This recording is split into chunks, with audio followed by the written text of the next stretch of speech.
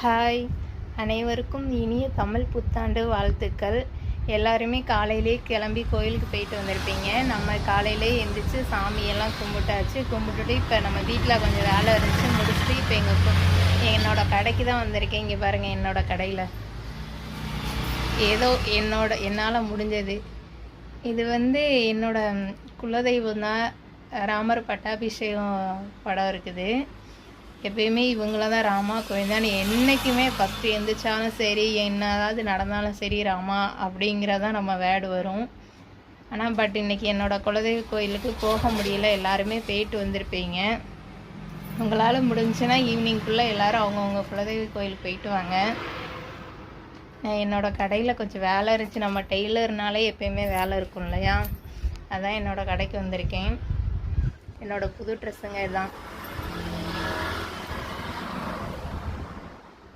நீங்கள்லாம் புது ட்ரெஸ் போட்டு கோயிலுக்கெல்லாம் போயிட்டு வந்துட்டீங்களா? இந்த வருஷமாவது நமக்கு எல்லாத்துக்குமே இனிமையாக அமைய என்னோட மனமார்ந்த வாழ்த்துக்கள்.